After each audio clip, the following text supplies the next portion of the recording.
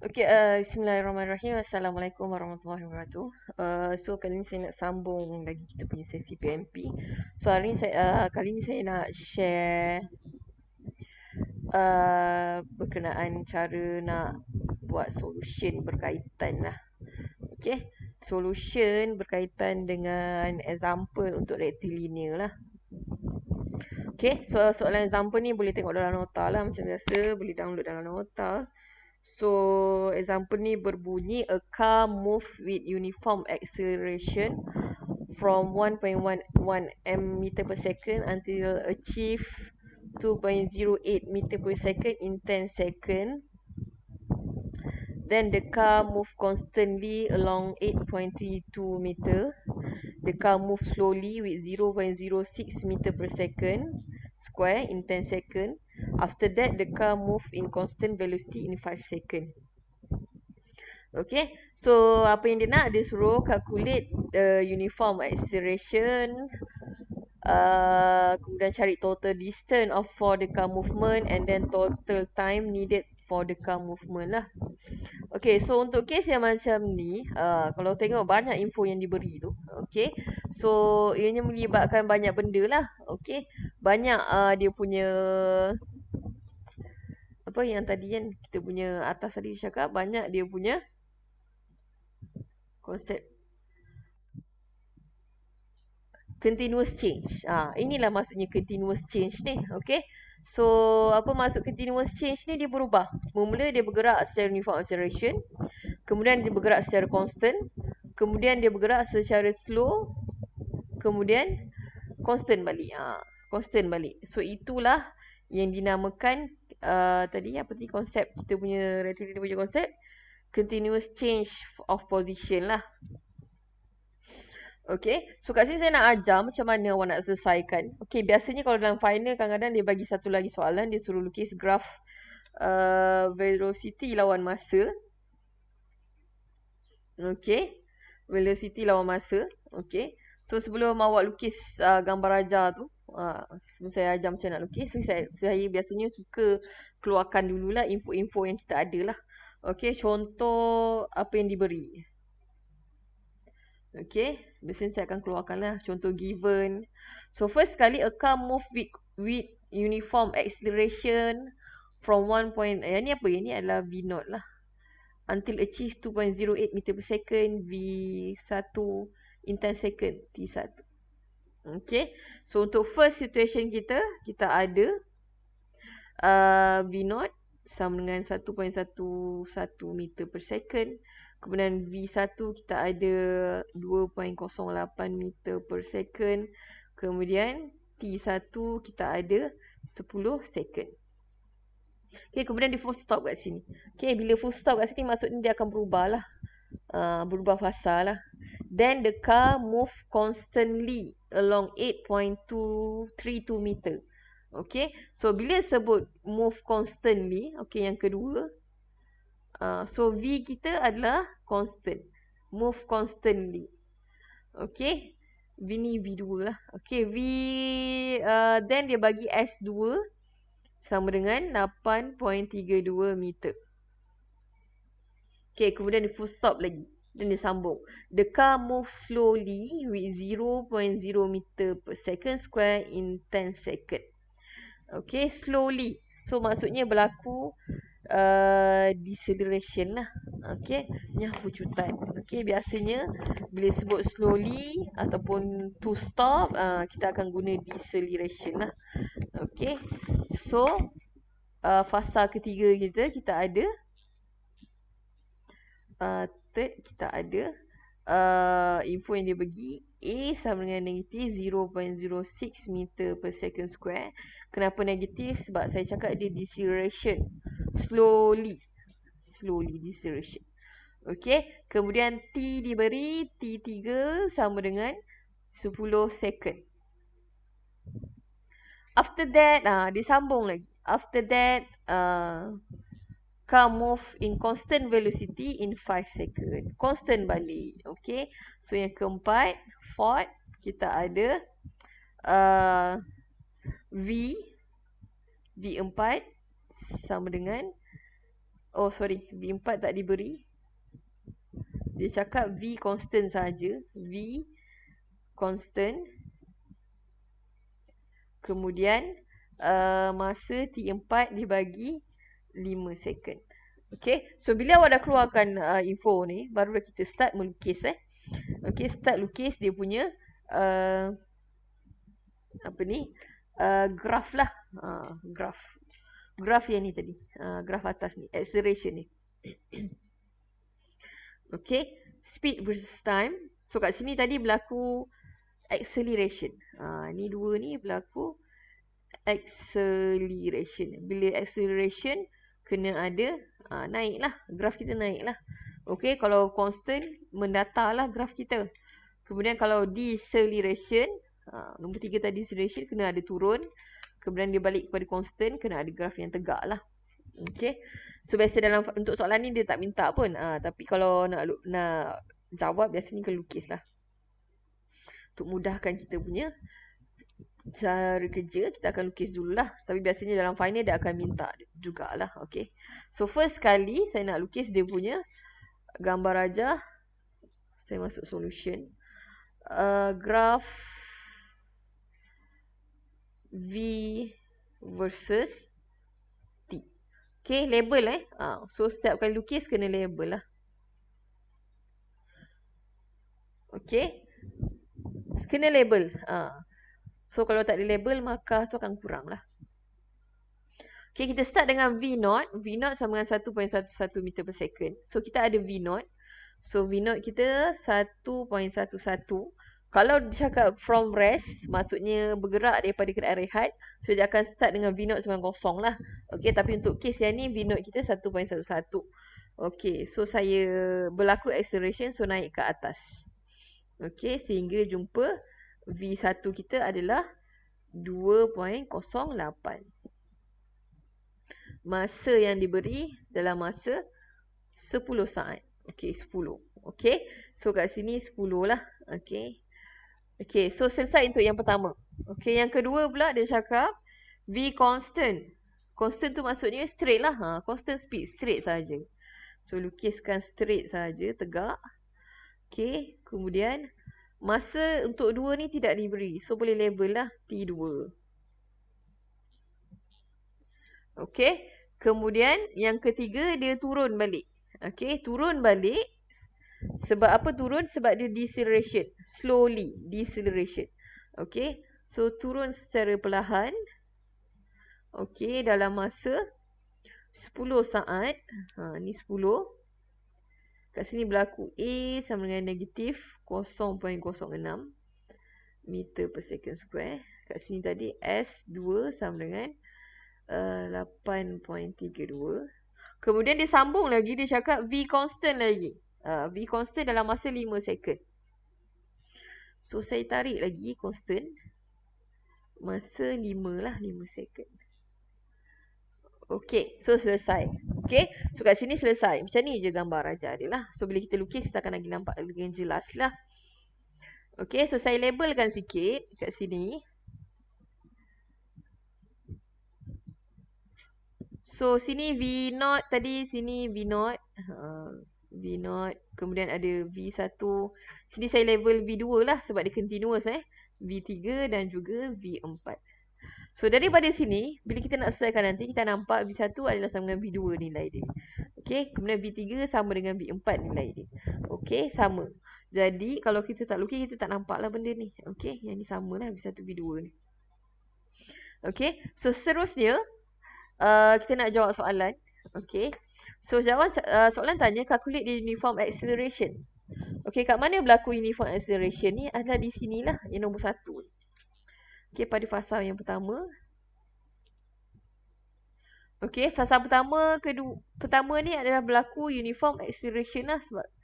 Okay, yang kedua dan keempat ni constant. Yang ketiga berlaku deceleration. Kita kena tahu kat mana berlaku acceleration, kat mana berlaku constant tu kena tahulah. Sebab kadang-kadang soalan dia akan tanyalah. Okay. Kadang-kadang dia akan tanya kat mana berlaku. So kalau awak salah pilih fasa, salah lah jawapan awak. Okay. So nak kira calculate uniform acceleration. berapa nilai pecutan kat sini. So kat sini kita akan guna linear motion punya rumus lah. Okey, berdasarkan apa yang diberi, okey, macam mana kita nak cari nilai E. Okey, contoh fasa 1 ni tadi. So bila melibatkan fasa 1, kita tengok data pada fasa 1 sajalah. Kita tak perlu tengok yang lain lah. Okey, kita ada nilai V0, V1 dan T. Okey, kalau kita tengok dekat persamaan linear ni, okey, yang diberi ni, kita ada berapa persamaan? 1, 2, 3, 4 ni. Tolong hafal Okey, kita ada nilai V, V akhir, V awal, nilai T pun ada dan kita nak cari nilai A. So, jadi saya akan gunakan persamaan yang pertama lah. Okey, so V sama dengan V0 untuk A. Okey, nak cari nilai acceleration sama dengan berapa. So, saya guna V1 sama dengan V0 plus A T1. Kenapa saya tukar kepada 1, 1 ni? Sebab kita ada banyak fasa supaya tak terkeliru lah. Okey, so kat sini V akhir kita adalah 2.08. 2.08 sama dengan 1.11 tambah A darab T. T kita adalah 10. So, bila kita kalkulator, awak akan dapat A sama dengan 0.097 meter per second kuasa 2. Unit sila letak lah. Okey, so selesai untuk A. Kenapa saya pilih persamaan yang satu ni? Sebab infonya berkaitan dengan persamaan nombor 1. Okey, yang seterusnya, soalan nak cari determine the total distance for the car movement. Okey, so untuk total distance ni, yang kita ada adalah S2 sahaja. S1, S3, S4 ni tak ada. Jadi S1, S3, S4 ni kena kira lah. Okey, kena carilah. Okey, so kat sini B, nak cari B. S total sama dengan S1 tambah S2 tambah S3 tambah S4. Okey, cara nak cari S1. First kali saya akan cari nilai S1 lah. Okey, S1 sama dengan setengah V0 tambah V1 darab T1. Kenapa saya pilih yang ni, persamaan yang ni? Sebab saya ada nilai V0, saya ada nilai V, saya ada nilai T. Dan saya boleh cari nilai S1. Okey, berdasarkan rumus ni lah. Okey, nak guna yang lain pun boleh kalau ada yang bersesuaian. Nak guna yang ni pun boleh. Okey, sebab kita ada semua info pada fasa 1 ni kan. Tapi yang lebih mudah yang ni lah, yang nombor 2 tu lah. So, kat sini 2.08 setengah 2.0 sorry. V0 kita 1.11 kan. So 1.11 tambah 2.08 darab 10. So awak akan dapat nilai S1 sama dengan tekan kalkulator, awak akan dapat 15.95 meter. Kemudian S2 dah dapat, dah diberi 8.32 meter. So tak perlu carilah. So next saya akan cari S3. So macam mana nak cari S3? Kita tengok apa yang diberi pada S3. Pada fasa 3 ni, so kat sini bila kita lukis macam ni kita nampak so V2 kita adalah 2.08. Sebab kat sini, masa kat sini dia tak beri pun, tak bagi tahu pun berapa nilai V2. Okey. V2 kat sini pun tak diberi. So kalau awak tak lukis, awak tak nampak lah benda ni. Okay, so V2 ada 2.08. Kemudian V3 kita tak tahu berapa. Kita ada acceleration dan masa. So untuk yang ni saya prefer untuk kita guna persamaan yang ketiga lah. Sebab kita ada nilai V0. V0 dia adalah V2 lah. Okay, bukan V0 yang awal tu ya, kita tak pilih V0 yang mula-mula tu tak. So kita tengok beli fasa 3, kita tengok V0 pada 3 lah. So starting nak lukis V3 ni, fasa 3 ni adalah V0 ni. V2 kita adalah V0 kita. Okay, V2, V3. So kat sini ada nilai A, dia bagi A, dia ada bagi T. So saya akan guna persamaan yang ketiga ni lah. Okay, so kita ada S3 sama dengan V2T tambah setengah A T3 kuasa 2. So V2 kita adalah 2.08 darab 10 tambah setengah negatif 0.06 darab 10 kuasa 2. So bila tekan kalkulator, awak akan dapatlah S3 sama dengan 17.8 meter. Okay, selesai untuk S3. Okay, next kita nak cari S4. Okay, so nak cari S4, kita ada nilai V3, V4 ni tak tahu. Kemudian kita ada nilai masa je. Jadi ni payah sikit lah. So first step kita kena cari nilai V3 ni dulu. V3. Sebab V3 adalah sama dengan V4. Okay, bila ada nilai V, barulah boleh cari nilai S. Okay. So kat sini kita reverse sikit lah. Saya akan guna info pada fasa 3 ni untuk cari nilai V3. Kemudian barulah saya carikan dia punya nilai S4. Okay, so kat sini saya contoh kat atas. Okay, kelas. So, first kali untuk cari V3, okay, saya gunakan V3 sama dengan V2 tambah AT3. Okay. Kenapa nak cari V3 ni? Sebab nak cari S4 ni. So, V2 kita ada 2.08 tambah negatif 0.06 darab 10. So, awak tekan kalkulator, awak akan dapat V3 sama dengan 1.48 meter per second. Okay, bila dah ada V3, kita tahu kat sini V3 sama dengan V4. Okay. V3 sama dengan V4 sama dengan 1.48 meter per second. Okay, so daripada sini, daripada masa yang diberi ni, barulah kita boleh cari dia punya displacement. Okay, atau S. So, S4 sama dengan setengah V3 tambah V4 darab T4.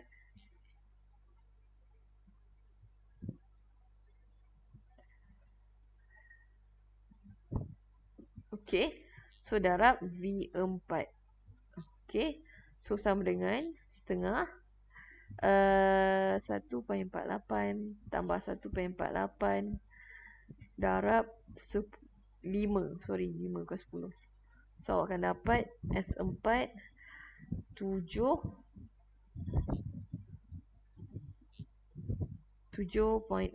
meter. Okay, so daripada sini baru boleh kira dia punya total. So, kita akan dapat 15.95 tambah 8.32 tambah 17.8 tambah 7.4 meter. So, awak akan dapat totalnya adalah berapa total? Tambah tambahlah 15.95